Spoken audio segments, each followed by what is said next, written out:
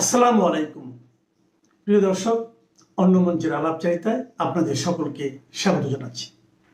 আসসালামু আলাইকুম।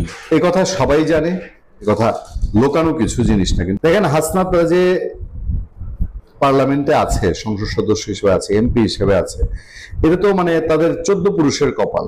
কারণ ফ্রিডম পার্টির লোকজন এককালীন দুকালীন এমপি হয়েছিল না, এরকম আর কি। এরকম হাসনাত ইউনিয়ন কাউন্সিল চেয়ারম্যান হওয়ার কথাও না। অনেকে বলেন যে মেম্বারই তার এলাকায় তার ওয়ার্ডে যদি কমিশন ইলেকশন করতো সেটাও পাশ করার কথা না। এই লোকগুলা একটা সমঝোতার মধ্যে দিয়ে পার্লামেন্টে গেছে, সর্বস্বীকৃত আলাপ। এটা জামাত বলে বিএনপির কথা, বিএনপি সমঝোতার মাধ্যমে গেছে ইউনূস সরকারের সাথে।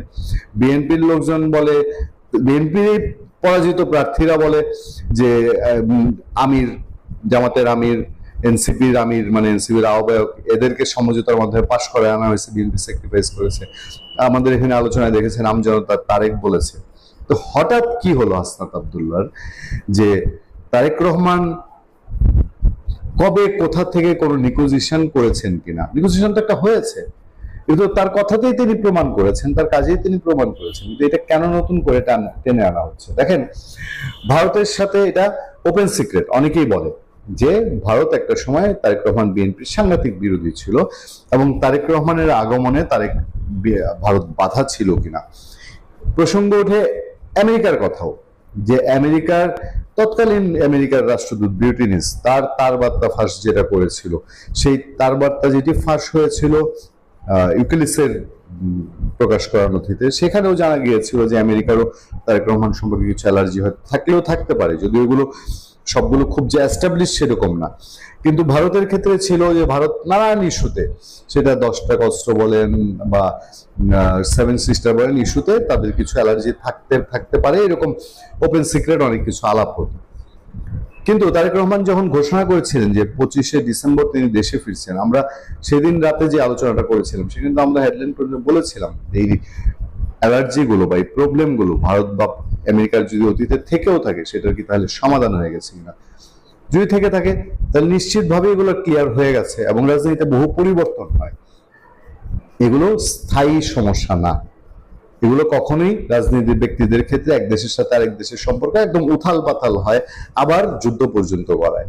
আর তারেক রহমানের সবচেয়ে বড় যিনি রাজনৈতিক প্রতিপক্ষ এখন যদি বলি, শেখ হাসিনাই তো তারেক রহমান সরকারকে এখন সমর্থনের কথা বলছে, তার নেতারা সমর্থনের কথা বলছে যে আমরা তারেক রহমান সরকারের পদত্যাগ চাই না, আমরা তাদের সমর্থন দিচ্ছি, তারা ভালো করুক, তারা সংসদে ভালো করুক, তারা রাষ্ট্র পরিচালনা ভালো করুক, বলছে না যে আমরা দেখতে চাই। তো সেই জায়গায় নেগোসিয়েশনের কথা তো রাজনীতির মাঠে থাকেই। এনসিপি যদি করে থাকে, হাসনাত আব্দুল্লাহ যদি করে থাকে, তারেক রহমানের ক্ষেত্রে কিছু হয়েছে, কিন্তু হঠাৎ করে তারেক রহমানকে এই খোঁটাটা কেন হাসনাত আব্দুল্লাহ দিলেন সেটাই বুঝতে পারছি না। প্রধানমন্ত্রী তারেক রহমানের পুরনো বক্তব্য নিয়ে স্ট্যাটাস দিয়েছেন কুমিল্লা 4 আসনের সংসদ সদস্য হাসনাত আব্দুল্লাহ। তিনি শনিবার বিকেল 4টায় নিজের ফেসবুক আইডিতে একটা পোস্ট দেন। পোস্টটা হচ্ছে কিরকম আমি আপনাদেরকে একটু বলি। 29 নভেম্বর তারেক রহমান বলেছিলেন, এমন সংকটকালে মায়ের স্নেহ স্পর্শ পাওয়ার তীব্র আকাঙ্ক্ষা যে কোনো সন্তানের মতো আমারও রয়েছে, কিন্তু অন্য সবার মতো এটা বাস্তবায়নের ক্ষেত্রে আমার একক সিদ্ধান্ত গ্রহণের সুযোগ অবারিত, একক নিয়ন্ত্রিত নয়।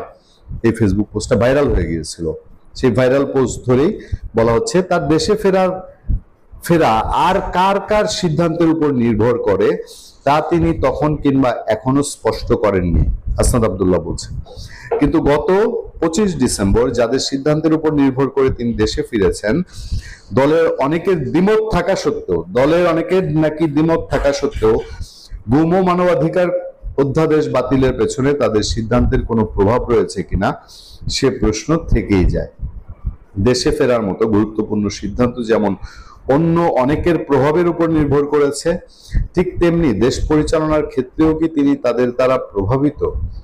তো বাবু, আপনার সঙ্গে তো সংসদে দেখা হয়, আপনি সংসদে পয়েন্ট টু অর্ডার, ফেসবুকে সোশ্যাল মিডিয়া খোঁটাখুটির দরকার কি? সংসদে জিজ্ঞেস করেন না যে আপনি কি কারোর কাছ থেকে কারোর সিদ্ধান্তে, যে দেশে ফেরার মতো গুরুত্বপূর্ণ সিদ্ধান্ত যেন অন্যের প্রভাবের উপর নির্ভর করে, আপনি কি আর কারোর উপর প্রভাবিত হয়ে দেশে ফিরেছেন কিনা আপনি কি জিজ্ঞেস করেন? আমরা জেনে যাই, নাকি এর ভেতরে অন্য কোনো প্যাচ আছে? কিছুই জানেন না হাসনাত আব্দুল্লাহরা। কোথা থেকে কি হয়েছে তাদের কোনোই ধারণা নেই। আমি তো জানি সবকিছুই তাদের ধারণা আছে। এবং সবকিছুই তারা ভেতর ভেতর আলোচনা হয়েছে জানে। তারেক রহমান দেশে ফেরার বিষয়ে বিএনপির নেতা কর্মীরা যতটা আগ্রহী ছিল, উৎসাহী ছিল, ততটাই উৎকণ্ঠিত এবং আগ্রহী এবং টেনশনে ছিল এনসিপি এবং জামাত ইসলাম। কারণ তারা জানতো যে তারেক রহমান দেশে ফিরলে পরে তাদের আর ভাত নাই। তারেক রহমান এই যে 12 সিট আপনার বিএনপি পেল, 11 সিট 12 সিট পেল, আপনারা খেয়াল করে দেখবেন 25শে ডিসেম্বরের আগে এবং পরে একাধিক আলোচনায় আমরা বলেছি তারেক রহমান ফেরা মানে পুরো সিনারিও চেঞ্জ, এবং অটোমেটিকলি তখন আর ক্ষমতায় যাওয়া লাগবে না। ক্ষমতায় যাওয়া ছাড়াই প্রশাসন বলেন সবকিছু অটো ঝুঁকে যাবে বিএনপির দিকে। এটাই ছিল বাস্তবতা। তো হাসনাত আব্দুল্লাহ এটা জানতেন, জানার ফলে ওনারা কি এর ভেতরে আর কি কি মেকানিজম হচ্ছে জানতেন না, নাকি সব জেনে শুনেও প্রকাশ্য এই খোঁচাটা দিয়েছেন? এর মধ্যে ভিন্ন কোনো উদ্দেশ্য আছে? আজকে সারা দিনের একটা গরম খবর বা ট্রলিং নিউজ বা ফেসবুক ফিডের সবচেয়ে ভাইরাল নিউজ সেটা হচ্ছে যে আওয়ামী লীগের নিষেধাজ্ঞা প্রত্যাহার তো হচ্ছেই না, বরঞ্চ এটা আইনে পরিণত হচ্ছে। তবে এর ভিতরে অনেকে ভুল আছে। আওয়ামী লীগের নিষেধাজ্ঞা না, আসলে আওয়ামী লীগকে ব্যান করা হচ্ছে না। আওয়ামী লীগের রাজনৈতিক কর্মকাণ্ড, মানে আওয়ামী লীগ রাজনৈতিক কোনো কর্মকাণ্ড করতে পারবে না, সেইটা নিষেধাজ্ঞার আড়ালে আসছে। এখন থেকে আরো হয়তো আইনগতভাবে আরো কঠোর হবে, যে কেউ মিছিল মিটিং ওই যে একটা পোস্টার একটা খাম্বায় লাগায় 10 মিনিটের যেই ভিডিও করেন, পোস্টার কিন্তু লাগছে একটা 10 মিনিটের ভিডিও, বিশাল কর্মযোগ্য করে ফেলেছেন। অফিসের সামনে যে তালা না খুইলা অফিসের সামনে ওই যে যারাইয়া 2 জনের জয় বাংলা বলে আবার পালাইয়েছেন, এই ধরনের কর্মকাণ্ডের জন্য এবার আপনাদের পেদানি দেওয়া হবে, কঠিন পেদানি, পাশার ছালও তুলবে। তো এই কথাগুলা বহুবার বলেছি, আমার ভিডিও কন্টেন্টে অনেক কন্টেন্ট আছে, যে দেখতে পারেন। আমি বলেছি যে তারেক জিয়া আওয়ামী লীগের নিষেধাজ্ঞা তুলবে না, বরঞ্চ ও গলায় দড়ি দিয়ে আপনাদের লটকাবে, কিন্তু আপনারা তখন বিশ্বাস করেন নাই। অনেকেরই বলেছিলাম যে তারেক জিয়ার এক দাঁতের বুদ্ধি আওয়ামী লীগ নেতাদের নাই। আপনারা মনে করছেন যে আরে কি বলেন ভাই আপনি একটা কথা কইলেন। আপনি একটা জিনিস খেয়াল করেন, কোর্ট বিল্ডিং এ যখন যান না, ওই কোর্ট বিল্ডিং এ আম গাছ তলের কিছু লোক যারা টাইপ করে না, ওরা উকিলের চেয়ে ভালো লেখে। ম্যাক্সিমাম সময় দেখবেন যে উকিলদের একটা সামারি দেয়, ওরাই বাকিটা সাজায় দেয়, কারণ ওদের বুদ্ধি বহুত বেশি। তারেক জিয়া সেই জাতীয় লোক, আপনারা বিশ্বাস করেন না। এই যে এখন তারেক জিয়া, কেউ কি মনে করছেন আপনারা আগে ইলেকশনের আগে তারেক জিয়া আপনার পৃথিবীর বিখ্যাত পত্রিকা টাইমস ম্যাগাজিন বা কিছু একটা, এমন কোন একটা বাই সঠিক মনে নাই, সেখানে বলছিল যে আমরা নির্বাহী আদেশের মাধ্যমে কোনো দলকে নিষিদ্ধ করুক, এটা আমরা চাই না, কারণ হচ্ছে আজকে আওয়ামী লীগ নিষিদ্ধ হবে, কালকে হয়তো আমার দল পড়বে। এগুলা শুনে আপনারা এত মজাদার হয়ে গেছিলেন যে আহা হা, তারেক ভাইয়া আসলে না জানি আওয়ামী লীগ আসবে, এটা মনে করেছিলেন। ইলেকশনের আগের দিন থেকে শুরু করে ইলেকশনের দিন পর্যন্ত বারবার 24 ঘন্টা ভিডিও লাইভ করেছিলাম, বারবার বলছিলাম যে আপনারা ভোট কেন্দ্রে যায়েন না, ভোট দিতে যায়েন না। তারপরও কি করছেন, অনেক নেতারা নিজেরাই তাদের কর্মীদেরকে বলছেন না বিএনপিকে জিতাও, অমুক আসনে অমুক ভাইকে জিতাও। আপনারা বুঝেন নাই, যেসব নেতারা, যেসব কমিশনার, যেসব ইয়েরা বলেছিল, এরা সবাই নিজেদের ব্যবসা বাণিজ্য বাঁচানোর জন্য ওইসব নেতাদেরকে জিতে আনার জন্য বলছিল বিএনপির। কারণ ওদের সাথে বিএনপির একটা নেগোসিয়েশন আছে যে ভাই জাহান্নাম, আওয়ামী লীগের দরকার নাই, শেখ হাসিনাও দরকার নাই, আমার দরকার আমার ব্যবসা বাণিজ্য, আমার পয়সা করি, আমার ঘর বাড়ি বাঁচবে। সেইভাবেই বিএনপির বিভিন্ন জায়গায় এই সমস্ত কমিশনার, এই সমস্ত আওয়ামী লীগ নেতারা জিতে আনছিলেন। সেদিন বলার পরও আপনারা শুনেন না। এই যে এখন তারেক এটা হয়তো সংসদে তুলবে, আবার বলাও যায় না 12 তারিখের আগ পর্যন্ত, এখনো আরো 5-6 দিন 7 দিন সময় আছে বা 10 দিন সময় আছে। এর ভিতরেও অনেক কিছু ঘটতে পারে, আসতেও পারে, এটা আইন নাও আসতে পারে, তবে আসবে, এটা ধরে নেন আপনি যে আসবেই, এই কাহিনীটা আসবেই, এবং এটা সংসদে বৈধতা তারেক জিয়া দিবে। তার কারণ তারেকও জানে, আমি বারবার বলছি যে তারেক খুব ভালো করে জানে যে আমাদেরকে ছেড়ে দিলে আমরা কাহাতক করিতে পারি, ইহা তারেক জানে।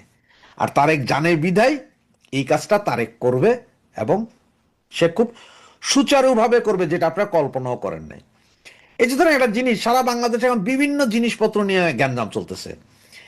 রাস্তায় তেল নাই, গাড়ি চলে না, হামের টিকা নাই, এই ব্যান্ডেজ নাই, চাউল নাই, ডাইল নাই, এগুলো নিয়ে ব্যাপক একটা গন্ডগোল আছে। এখন এই গন্ডগোলটা এমন ভাবে হইতেছে যে সারা পৃথিবীতে মানুষ জানতেছে।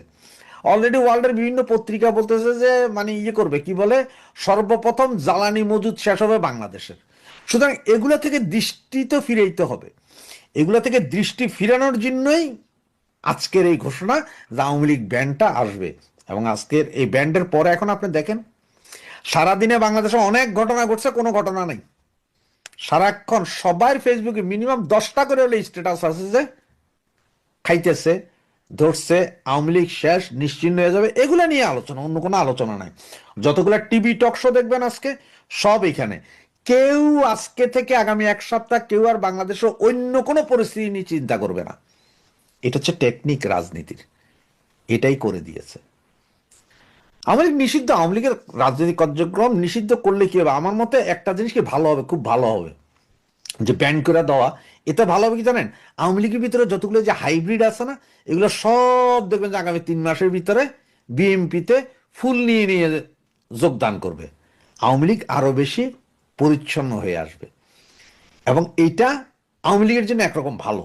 যারা আসলে বঙ্গবন্ধুকে ভালোবাসে, শেখ হাসিনাকে ভালোবাসে, তারা ছাড়া বাকি আর সব এখন দেখবেন যে বিএনপি বা অন্য কোনো দলে যোগদান করবে। এটা আওয়ামী লীগের জন্য একরকম ভালো। আর এখন আমি বা আপনি, আমরা কি করব? আমরা তো আর কোনো নেতা বা বিশাল কোনো কিছু না। আমরা তো তৃণমূলের নর্মাল সমর্থক। আমরা তো আওয়ামী লীগের পক্ষে কথা বলি, কথা বলবো, হয়তো আজীবন কথা বলবো। এরপরও অনেকে হয়তো আপনাকে আমাকে জিজ্ঞেস করবে আইসা যে ভাই তুমি কোন ইউনিটের আওয়ামী লীগ, কোন আমলের আওয়ামী লীগ, কি করেছো আওয়ামী লীগের জন্য? কিন্তু এইসব লোকগুলা বুঝে না যে আমরা কিছুই করি নাই ভাই আওয়ামী লীগের জন্য, কিন্তু আমরা ভোটটা দিছি আওয়ামী লীগের। আমরা নৌকার বাইরে কোথাও ভোট দেই নেই। আমরা ওই যে নৌকা বাঁচানোর জন্য জামাত বিএনপিকে ভোট দিই নি, প্রয়োজনে ভোট কেন্দ্রেই যাইনি, ভোট দেইনি। তো এইটা হচ্ছে যে আমাদের বেসিক সত্য, এটা হচ্ছে আমাদের বেসিক শক্তি। আমরা শেখ মুজিবের বাইরে কিছু চিন্তা করি না, আমরা শেখ হাসিনার পরে আর কিছু চিন্তা করি না। আমাদের কোনো মামা গ্রুপের দরকার নাই, ভাগ্নি গ্রুপেরও দরকার নাই। আমরাই শেখ হাসিনা, শেখ হাসিনাই আমাদের নেতা। এর বাইরে আমাদের কোনো চিন্তা নাই। বাংলাদেশের কোনো নেতারে, কোনো নেতাকে গুনার টাইম নেই। ওই যে একটা কথা বলে না যে আপনি যখন ওই যে কোনো নিষিদ্ধ পল্লীতে যাবেন তখন আপনি জানেন না যে কার এইডস আছে আর নাই, যার কারণে আপনি তাদের সাথে ওই শারীরিক সম্পর্কের প্রোটেকশন নেই, যে মানে কন্ডম নেয় বা এইরকম নেই। বাংলাদেশের কোনো নেতারে প্রোটেকশন তো দূরের কথা, কম্বল না, যদি বলে বস্তা দিয়েও বাইন্ধা নেন তাও টাইম নেই। শেখ হাসিনার বাইরে আর কারো জন্য কোনো টাইম নেই, কোনো ইয়েও নেই, কোনো নেতাও মানে না, কারোর মানে না, শেখ হাসিনা মানি। এরপর আর কি হবে? সুতরাং যেই কথাটাই বলছে যে নিষেধাজ্ঞা, এটা আমি বারবার আগেও বলছিলাম, এখনো বলি, তারেক এটা করবে, এটা জানা ছিল, এটা জানা ছিল যে তারেক এটা করবে। এর বাইরে তারেক যাবে না, কারণ তারেকের অভিজ্ঞতা আছে 96 সালের 15 ফেব্রুয়ারি ইলেকশনের পরে কিভাবে আওয়ামী লীগ খালেদা জিয়াকে ফেলে দিয়েছিল, 2006-এ কিভাবে লগি বইটা দিয়া আপনার তারেককে বা তারেকের পুরা ফ্যামিলি খালেদা জিয়াকে ফেলে দেওয়া হয়েছিল, এগুলো তারেক জানে, যার কারণেই তারেক এটা করবে।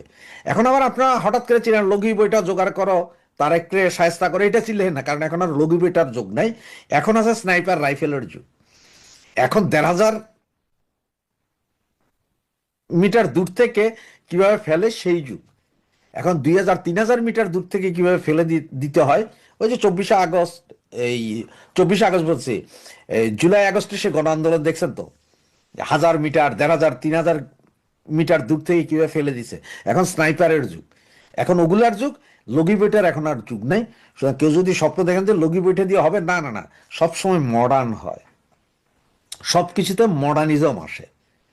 যেমন একসময় 91-96 সেই চিন্তা করতে পারেন, এরপর 2001 পর্যন্ত, 96-2001 পর্যন্ত এটা চিন্তা করতে পারেন, 2001-এর পরের অ্যাকশনটা চিন্তা করতে পারেন, 2008-এর পরের অ্যাকশনটা চিন্তা করতে পারেন।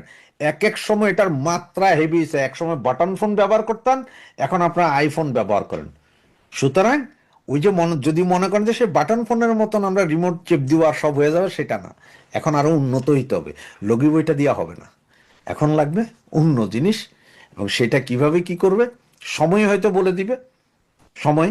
সুতরাং এই মুহূর্তে আমি একটা কথাই বলবো, এখনো সময় আছে, ঐক্যের দরকার প্রচন্ড, সবার সাথে সবার ঐক্যের দরকার, গুতাগুতি বাদ দিয়ে ঐক্যের দরকার। ঐক্য হলে তবে হ্যাঁ, দুষ্কৃতকারীরা যাতে আপনার আশপাশে ভিড়তে না পারে, আপনার যারা ওই যে রিফাইন্ড আওয়ামী লীগের কথা বলে তারা যাতে আপনার কাছে ভিড়তে না পারে। রিফাইন্ড আওয়ামী লীগ ল্যাংটা করে দেন, কোনো সমস্যা নেই, ওদের সাথে গ্রুপিংও কি আর নন গ্রুপিংও কি, সব একই, ওদেরও বাদ দেন। হ্যাঁ, তবে যারা জননেত্রী শেখ হাসিনাকে মানেন তারা ছাড়া বাকি সব বয়কট করেন। জয় বাংলা, জয় বঙ্গবন্ধু। গত 28শে জানুয়ারি বর্তমান প্রধানমন্ত্রী তারেক রহমানের একটি সাক্ষাৎকার ছাপা হয় বিখ্যাত টাইম ম্যাগাজিনে। সেখানে তিনি বলেছিলেন নীতিগতভাবে কোনো দল নিষিদ্ধ করার পক্ষে তিনি নন। টাইম ম্যাগাজিনকে তিনি বলেছিলেন, আজ যদি একটি দল নিষিদ্ধ করা হয় তবে কাল আমার দলও নিষিদ্ধ হবে না, তার নিশ্চয়তা কি? সেই নিশ্চয়তা কি তারেক রহমান পেয়ে গেছেন, নাকি তার সেই সংখ্যা কেটে গেছে? এমন প্রশ্ন উঠেছে কারণ বাংলাদেশের গণমাধ্যমের খবর হলো মোহাম্মদ ইউনূস তার কিংস পার্টিকে খুশি করার জন্য রাজনৈতিক দল নিষিদ্ধের বিধান যুক্ত করে সন্ত্রাস দমন আইনের সংশোধনী এনে যে অধ্যাদেশ জারি করেছিলেন, সেই সমালোচিত ও নিন্দিত অধ্যাদেশটি পাশ করার জন্য সংসদের কাছে সুপারিশ করেছে সরকারি দল বিএনপি। যদি সেই সংখ্যা না কাটে তাহলে মাত্র 2 মাসের ব্যবধানে তারেক রহমানের ঘুরে যাওয়ার পেছনে, মানে অধ্যাদেশটি আইনের রূপ দেওয়ার পেছনে কি অন্য কোনো রহস্য আছে? প্রশ্ন হলো, ভোটের আগে সরকারের আইনমন্ত্রী, স্বরাষ্ট্রমন্ত্রী, এমনকি প্রধানমন্ত্রী যারা দল নিষিদ্ধের পক্ষে মত দিয়েছিলেন, যে দলটি আওয়ামী লীগের ভোটারদের কাছে ভোট চাইতে গিয়ে মুখে ফেনা তুলে ফেলেছিল, তারা কেন এখন নির্বাহী আদেশে দল নিষিদ্ধের অধ্যাদেশকে আইনে পরিণত করতে চাইছে, যেখানে অধ্যাদেশটি করাই হয়েছিল আওয়ামী লীগকে দমিয়ে রাখতে? বিশ্লেষকরা মনে করেন স্থানীয় সরকার নির্বাচন সহ ভবিষ্যতে অনেক নির্বাচন হবে, তার আগে আওয়ামী লীগকে কেন্দ্র করে বিএনপি এমন সিদ্ধান্ত নিতে যাচ্ছে কেন, যেখানে তারা মাত্র 1.5 মাস আগেই আওয়ামী লীগের ভোটের জন্য মরিয়া হয়ে উঠেছিল। আবার নির্বাচনের আগে শক্তিশালী দেশ ও আন্তর্জাতিক সংস্থাগুলোর পক্ষ থেকে দল নিষিদ্ধের এমন বিধানের বিরোধিতা করা হয়েছিল। বিশেষ করে ভারত, জাতিসংঘ, কমনওয়েলথের পক্ষ থেকে ব্যাপক উদ্বেগ জানানো হয়েছিল। 3 দিন পরেই ভারত সফরে যাচ্ছেন বাংলাদেশের পররাষ্ট্রমন্ত্রী। তার ঠিক আগে এমন খবর কি বার্তা দিচ্ছে? আবার ঢাকার রাজপথ থেকে শুরু করে বিদেশের কূটনৈতিক পাড়া সবখানি এখন একটাই প্রশ্ন, এই নিষিদ্ধের রাজনীতি কি বাংলাদেশে দীর্ঘস্থায়ী শান্তি আনবে, নাকি এটি এক নতুন প্রতিহিংসার চক্রের সূচনা মাত্র? মোহাম্মদ ইউনূস তার মিত্রদের দিয়ে যমুনার সামনে আন্দোলনের আয়োজন করেছিলেন আওয়ামী লীগকে নিষিদ্ধের দাবিতে, এমন অভিযোগ সামাজিক মাধ্যমে ভেসে বেড়ায়। গত বছরের 12ই মে অন্তর্বর্তী সরকার নির্বাহী আদেশে আওয়ামী লীগের কার্যক্রম নিষিদ্ধ করে। তার আগের দিন সন্ত্রাস দমন আইনটি সংশোধন করে। আগের সন্ত্রাস দমন আইনে রাজনৈতিক দলের কার্যক্রম নিষিদ্ধের কোনো বিধান ছিল না। অন্তর্বর্তী সরকার ওই আইনে 18-এর 2 নম্বর উপধারা যুক্ত করে, যেখানে রাজনৈতিক দলের অফলাইন ও অনলাইন কার্যক্রম নিষিদ্ধের বিধান যুক্ত করা হয়। তখন বিএনপির শীর্ষ নেতারা বলেছিলেন, নির্বাহী আদেশে কোনো রাজনৈতিক দল নিষিদ্ধ করার পক্ষে তারা নয়। শুধু দলটির চেয়ারপারসন ও প্রধানমন্ত্রী তারেক রহমানই নন, বিএনপির অনেক নেতাই গত 1 বছরে বহুবার বলেছেন তারা কোনো দল নিষিদ্ধের পক্ষে নন। যেমন গত বছরের 16 সেপ্টেম্বর বিএনপির স্থায়ী কমিটির সদস্য, বর্তমান স্বরাষ্ট্রমন্ত্রী সালাউদ্দিন আহমেদ বলেছিলেন, কোনো রাজনৈতিক দলের কর্মকাণ্ড বা কোনো রাজনৈতিক দলকে নিষিদ্ধ ঘোষণা করা নির্বাহী আদেশে সেটা তারা সমর্থন করেন না। নির্বাহী আদেশে রাজনৈতিক দল নিষিদ্ধ করা একটি ভয়ানক চর্চা, যেটি দেশে অরাজকতা সৃষ্টি করবে বলে তিনি সেদিন মন্তব্য করেছিলেন। চলতি বছরের 26শে জানুয়ারি বর্তমান আইনমন্ত্রী মোহাম্মদ আসাদুজ্জামানের একটি পথসভার ভিডিও সামাজিক যোগাযোগ মাধ্যমে ব্যাপকভাবে ভাইরাল হয়েছিল। ওই ভিডিওতে নির্বাচনী প্রতিদ্বন্দ্বিতায় থাকা সাবেক এই অ্যাটর্নি জেনারেল বিগত 2024 সালের আগস্ট মাসে আওয়ামী লীগ নিষিদ্ধের রিট পিটিশন নিয়ে আদালতে নিজের অবস্থানের কারণ ব্যাখ্যা করেছিলেন। তিনি তখন দাবি করেছিলেন, কোনো রাজনৈতিক আদর্শকে হত্যা করাকে তিনি সমর্থন করেন না বলেই তখন রিটের বিরোধিতা করেছিলেন। আইনমন্ত্রী আসাদুজ্জামান বলেছিলেন, সেদিন তিনি আওয়ামী লীগের রেজিস্ট্রেশন বাতিল করার রিটে হাইকোর্টে বাধা দিয়েছিলেন, কারণ তারা আদর্শের রাজনীতিতে বিশ্বাস করেন। তারা কোনো আদর্শকে হত্যা করে রাজনীতি করতে চান না। কিন্তু এসব মন্তব্য বা ডায়লগ ছিল ভোটের আগে, কারণ তখন দরকার ছিল আওয়ামী লীগের ভোট ব্যাংক যে কোনো মূল্যে বিএনপিকে ভোট দিচ্ছে কি না সেটি নিশ্চিত করা। সারা দেশের অনেক জায়গার মতো গোপালগঞ্জে ভোট চাইতে গিয়ে বিএনপির এক নেতা তখন দাবি করেছিলেন আওয়ামী লীগ নিষিদ্ধের মিছিলে বিএনপি কখনোই যায়নি। তবে সরকার গঠনের পর বিএনপি অন্তর্বর্তী সরকারের বহুল সমালোচিত সেই অধ্যাদেশটিকে আইনে পরিণত করার উদ্যোগ নিয়েছে। সুপারসনিক গতিতে মোহাম্মদ ইউনূসের সরকার 133টি অধ্যাদেশ জারি করেছিল। ত্রয়োদশ সংসদের প্রথম দিনে গত 13ই মার্চ সবগুলো অধ্যাদেশ সংসদে তোলা হয়। সেদিন গঠিত 14 সদস্যের বিশেষ কমিটি অধ্যাদেশগুলো যাচাই বাছাই করে। সংবিধানের 93 অনুচ্ছেদ অনুযায়ী অধ্যাদেশ সংসদে পাশ না হলে 30 দিন মানে 12ই এপ্রিলের পর তা কার্যকারিতা হারাবে। গত বৃহস্পতিবার বিশেষ কমিটি 98টি অধ্যাদেশ পরিবর্তন ছাড়াই আইনে পরিণত করতে সংসদে বিল উত্থাপনের সুপারিশ করেছে। 15টি অধ্যাদেশ সংশোধন করে বিল উত্থাপনের সুপারিশ করা হয়। 16টি অধ্যাদেশে এখনই উত্থাপন নয় এবং 4টি রহিত করে হেফাজতের সুপারিশ রয়েছে প্রতিবেদনে। যে 15টি অধ্যাদেশ সংশোধন করে বিল হিসেবে সংসদে উত্থাপনের সুপারিশ করা হয়েছে তার একটি হলো 2025 সালের 11ই মে জারি করা সন্ত্রাস বিরোধী অধ্যাদেশ। এই অধ্যাদেশ বলে 2009 সালের সন্ত্রাস বিরোধী আইনের 18 এবং 20 ধারা সংশোধন করে গত বছর আওয়ামী লীগ এবং দলটির সব সহযোগী ও অঙ্গ সংগঠনের কার্যক্রম নিষিদ্ধ করা হয়। একই আইনে 2024 সালের অক্টোবরে নিষিদ্ধ করা হয় ছাত্রলীগকে। গত বছরের 11ই মে রাতে যমুনায় উপদেষ্টা পরিষদের জরুরি বৈঠক করে সন্ত্রাস বিরোধী আইনের 2টি ধারা সংশোধন করে অন্তর্বর্তী সরকার। এতে বলা হয় কোনো ব্যক্তি বা সত্তা সন্ত্রাসী কাজের জন্য জড়িত থাকলে নির্বাহী আদেশে সরকার তাদের কার্যক্রম নিষিদ্ধ করতে পারবে। একই দিনে সরকারি প্রজ্ঞাপনে বলা হয় আন্তর্জাতিক অপরাধ ট্রাইব্যুনালে বিচার শেষ না হওয়া পর্যন্ত আওয়ামী লীগের কার্যক্রম নিষিদ্ধ থাকবে। অন্তর্বর্তী সরকার আওয়ামী লীগকে সরাসরি নিষিদ্ধ করেনি, তবে কার্যক্রম নিষিদ্ধ থাকায় অধ্যাদেশের 20 ধারা অনুযায়ী আওয়ামী লীগ মিছিল সভা সমাবেশ করতে পারবে না। দলটির কার্যালয় বন্ধ থাকবে, ব্যাংক হিসাব জব্দ হবে, পোস্টার ব্যানার প্রচার করতে পারবে না, সংবাদ বিজ্ঞপ্তি দিতে পারবে না, গণমাধ্যম ও সামাজিক মাধ্যমে তা প্রকাশ করা যাবে না এবং সংবাদ সম্মেলন করতে পারবে না দলটি। আইনে বলা হয়েছে নিষিদ্ধ সংগঠন এসব কার্যক্রম পরিচালনা করলে 4 থেকে 14 বছর কারাদণ্ড হতে পারে। তবে অধ্যাদেশে বলা হয়নি কার্যক্রম নিষিদ্ধ সংগঠন সভা সমাবেশ করলে কি শাস্তি হবে। ফলে এতদিন আওয়ামী লীগের কার্যক্রম নিষিদ্ধ থাকলেও নিষেধাজ্ঞা অমান্য করার শাস্তির বিধান ছিল না। অন্তর্বর্তী সরকার অধ্যাদেশগুলোর বিষয়ে মন্ত্রণালয়ের মতামত নিয়েছে সংসদের বিশেষ কমিটি। সন্ত্রাসবিরোধী অধ্যাদেশটি সংসদে পাশের সুপারিশ করেছে স্বরাষ্ট্র মন্ত্রণালয়। মন্ত্রণালয়ের মতামতে বলা হয়েছে কার্যক্রম নিষিদ্ধ সত্তা কার্যক্রম পরিচালনা করলে সাজার বিধান নেই অধ্যাদেশে। সাজার বিধান যুক্ত করা যেতে পারে। অবশ্য কী ধরনের সাজার বিধান যুক্ত করা হবে এ বিষয়ে স্বরাষ্ট্রমন্ত্রী সালাউদ্দিন আহমেদের বক্তব্য জানতে পারেনি গণমাধ্যমগুলো।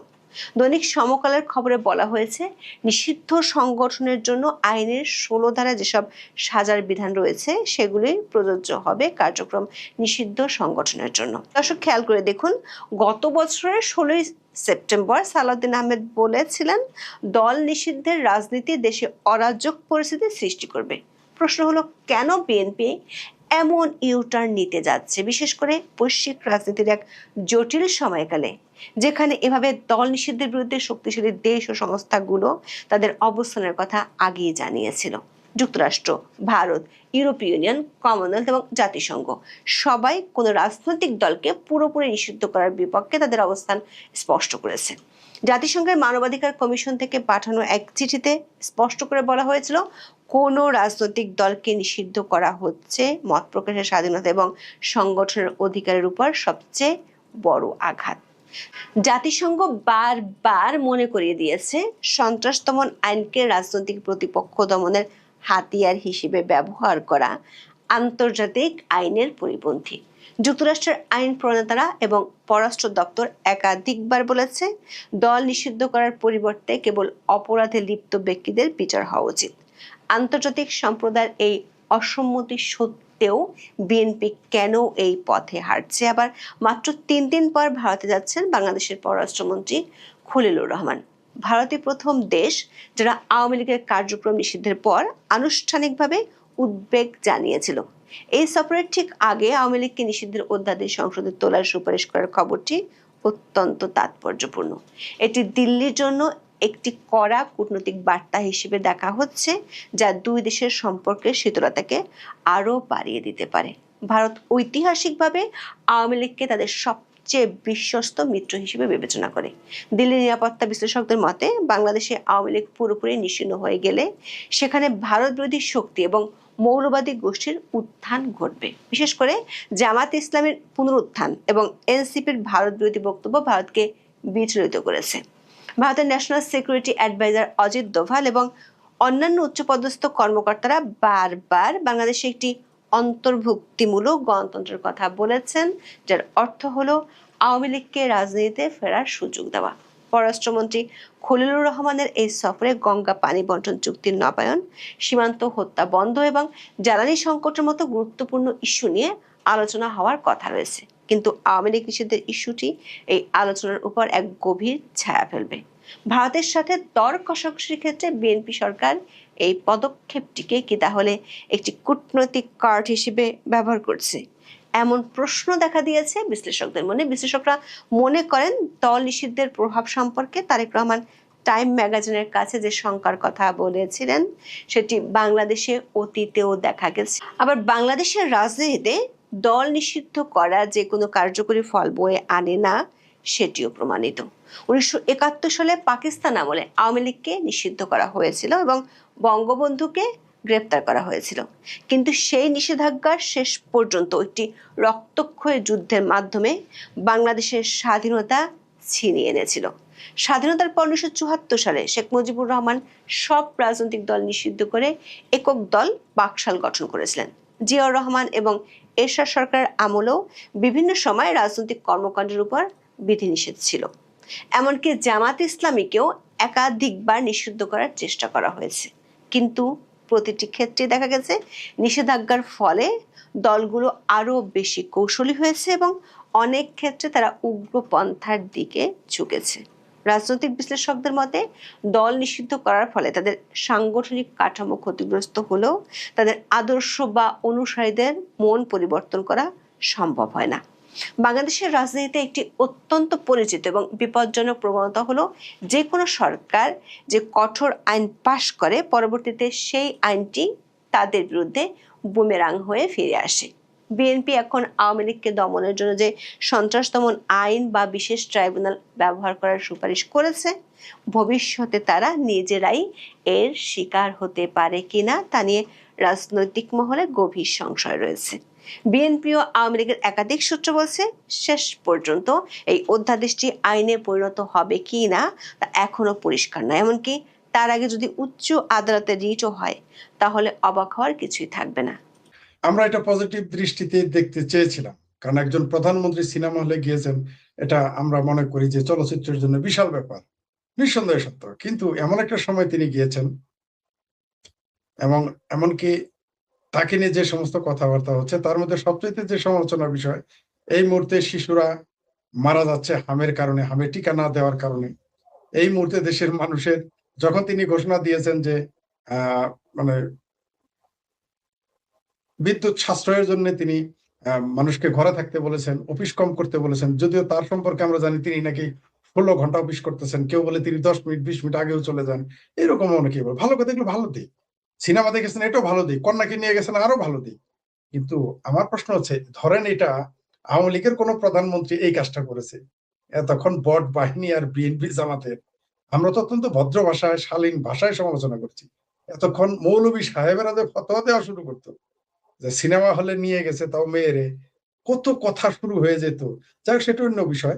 আমরা বুঝতে পারি না যে তিনি একদিকে তিনি মৌলবাদ তোষণ করেন, আবার মৌলবাদ বিরোধী। একজন আমার ওইখানে কমেন্টস করেছে, আমি তো লিখেছি যে এই সরকার আর চালাতে পারবেন না, আপনারা শেখ হাসিনার কাছে আপনাদের এই সরকার, মুসলেকা বিরোধী দল, মুসলেকা সরকারি দল 1 বছরের জন্য লিজ দিয়ে দেন। এজন্য একজন আমার ওইখানে কমেন্টস করেছেন, আমাদের অত্যন্ত পরিচিত মুখ, একজন বিজ্ঞ ব্যক্তি, তিনি মুক্তিযোদ্ধা। তিনি লিখেছেন যে তারেক রহমান নাকি বিশাল কিছু করে ফেলেছেন। মজার বিষয় হলো এটা যদি শেখ হাসিনা করতেন, যিনি এখানে তারেক রহমানের পক্ষে আমার পোস্টে গিয়ে কমেন্টস করেছেন পজিটিভ, তিনি কিন্তু সবার আগে সমালোচনা করতেন যে একজন প্রধানমন্ত্রী কি করে জাতির সাথে, যখন দেশে তেল নাই, মানুষ বিচ্ছিন্ন হয়ে যাচ্ছে, যোগাযোগ ব্যবস্থা বিচ্ছিন্ন, মানুষ ঢাকা শহর ছেড়ে যেতে হবে 50 লাখ লোকের, শিশুরা হামে মারা যাচ্ছে, হামে টিকার অভাবে মারা যাচ্ছে, তখন প্রধানমন্ত্রী সিনেমা দেখতে গেছে লাহাওলা কথা। একদিকে যেমন বলতো, তেমনি বামপন্থীরা, জাসদিরা, ফাঁসদিরা, সিংহবামের একেবারে তখন শেখ হাসিনার 14 গোষ্ঠী উদ্ধারে লেগে যেত। শেখ হাসিনা কিনা কোনো বড় ক্যাবিনেট মিনিস্টারও যদি সিনেমা দেখতো তাও দোষ হয়ে যেত, কিন্তু তারেক রহমান গেছে এখন কোনো সমস্যা নেই। তারেক রহমান এখন যা করে সবই ভালো। সবচেয়ে আরো মজার বিষয় হচ্ছে যে আমাদের দেশে যারা এটা নিয়ে আলোচনা সমালোচনা করতেছে, আমরা ওই যে আপনার শুরুতে যে কথা বলেছেন সেটা আমি একমত, যেটা আমরা পজিটিভ দেখতে চাই, কিন্তু তিনি তো পজিটিভ কিছু করেন নাই, পজিটিভ কিছু করতেছেন না, বরং দিন দিন তিনি যা করতেছেন সকল কিছু মৌলবাদের পক্ষে যাচ্ছে। তার সরকারের আমলে গান বাজনা নিষিদ্ধ হয়ে যাচ্ছে, যাত্রা তো আগে থেকেই নিষিদ্ধ, লালনের সঙ্গীত হবে না, গ্রামে যাত্রা নাটক হবে না, কোনো কিছু করতে দিচ্ছে না। তখন তারেক রহমান সিনেমা দেখতে যান, যখন মৌলবীরা সিনেমা হল বন্ধ করে দিচ্ছে, তখন তারেক রহমানের সিনেমা দেখতে যাওয়া এটা জাতির সাথে মশকরা করা ছাড়া আর কিছু নয়।